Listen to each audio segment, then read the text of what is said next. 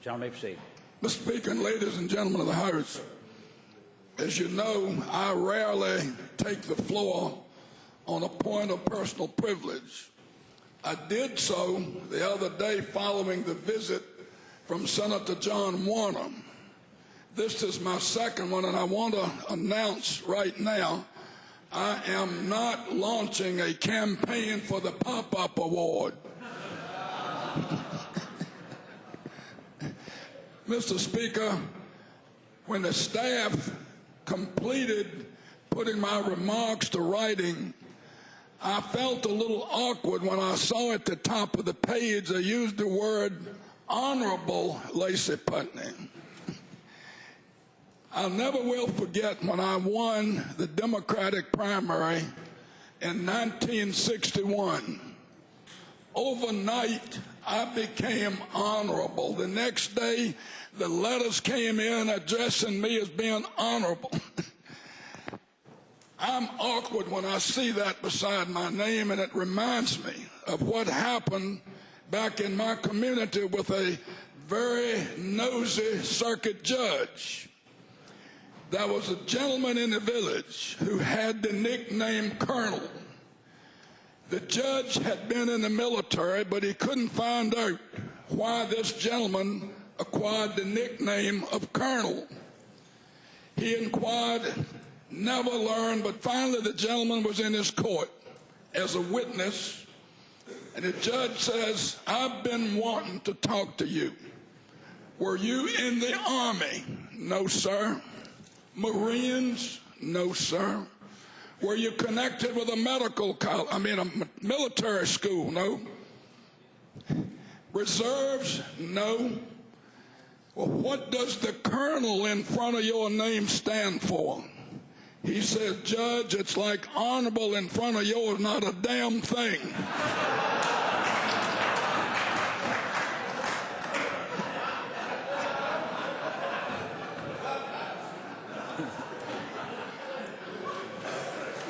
Mr. Speaker, members of the House, for the last several days, all of us have heard and read the remarks, heard them on the floor and read them in the newspapers, that suggest that we are doing nothing in the House of Delegates in Richmond this session except discussing and debating gun bills and abortion.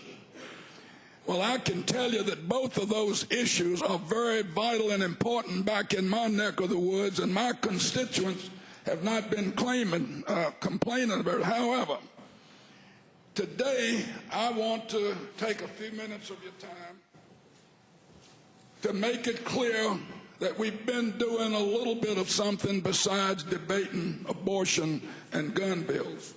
The things that we've been grappling with on the ninth floor and the document we're going to be voting on next Thursday, I suppose, the budget bill for 2012-2014.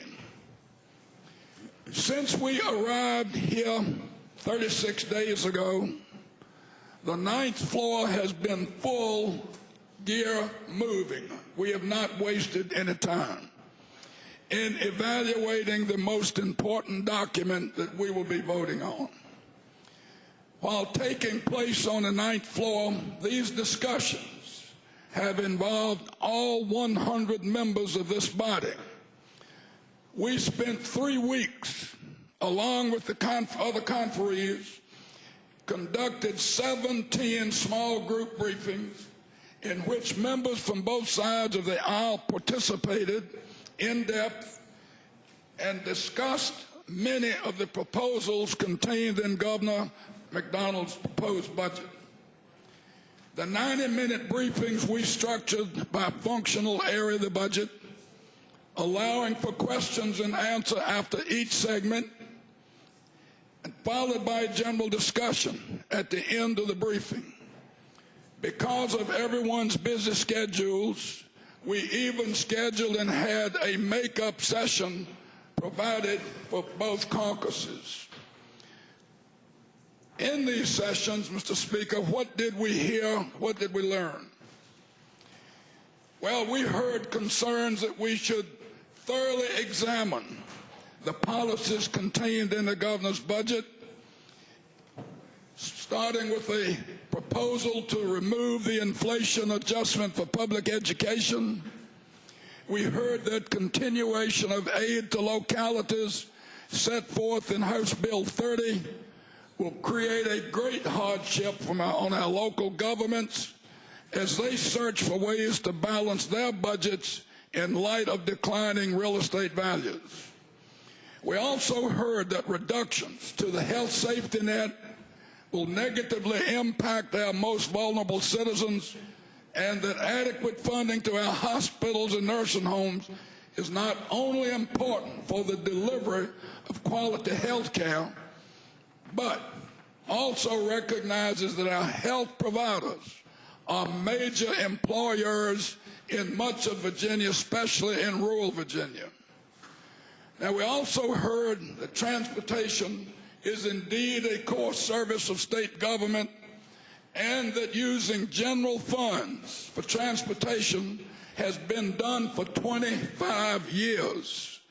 Investments in our transportation system help create and retain jobs that grow our economy.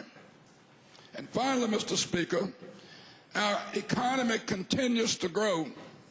However, as we heard as late as yesterday from Secretary Brown, and heard it again, some of us this morning over at the governor's office, we are looking at much uncertainty in the economy. And as a result, I believe that all of the members of our committee agree that we need to be very strong in showing our restraint in spending if we are to match our budget to the constraints of our ongoing revenue stream. Leadership, Mr. Speaker, is measured by looking beyond today. I believe the committee's budget amendments that you will see in a few days will meet that test and put forth a common sense roadmap that embraces the bold initiatives and vision of the governor, along with the collective wisdom of an independently elected House of Delegates. Mr. Speaker, over the last several years, this House has made a priority commitment to long-term structural balance to our budget. The budget you will see in a few days will be no different. With the governor's leadership, this budget will include nearly $300 million in the rainy day fund deposits, which will replenish that fund by 2014 up to more than $600 million, which is relative where it was when we used a lot of that money with the economic downturn. To fund the balance, last session, Mr. Speaker, the General Assembly began to phase out the accelerated collection of our retail sales tax that required nearly 9,000 Virginia retailers to pay July's tax in June.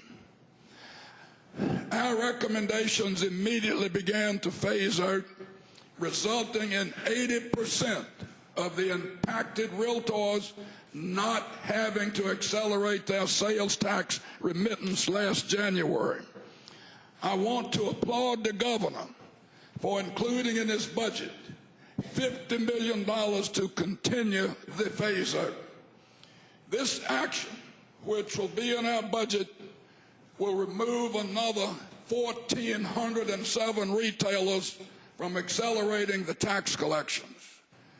With this budget provision and last year's actions, we will be eliminating 95.6% of all the retailers from this required acceleration.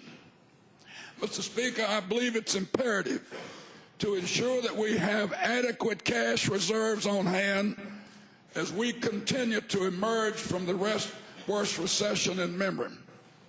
And to that end, we will set aside a couple of reserve funds. The first is designed to meet any negative impact of federal budget reductions on the Commonwealth over the next several years. And I can tell you that the gentleman from Colonial Heights and I, accompanied by the governor, visited with and met with all of the 3 bond rating agencies. And I can tell you that this is a good step that we're proposing based on the information we received from the bond raters. The second reserve fund will serve 2 purposes. First, as a revenue reserve in the event that the economy does not perform at the levels that we anticipate. If our economy does perform, then these appropriated dollars will be earmarked for a pay raise in the second year of the budget, fiscal year 2014, for state employees, college faculty, and our state-supported constitutional officers and their employees, such as deputy sheriffs, commonwealth's attorneys, and so forth. This coming Sunday, Mr. Speaker, the committee will meet at 1 o'clock to act on the subcommittee reports and recommendations, and we will report out a budget this Sunday afternoon that is going to be structurally balanced. However, like a movie trailer, I'd like to give you a sneak preview of coming attraction.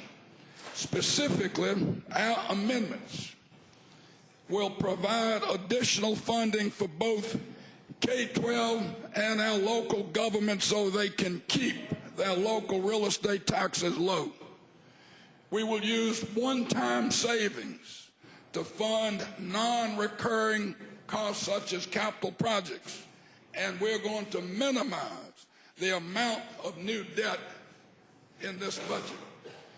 We will provide full funding for the Virginia retirement system contribution rates, which has been on the minds of everybody.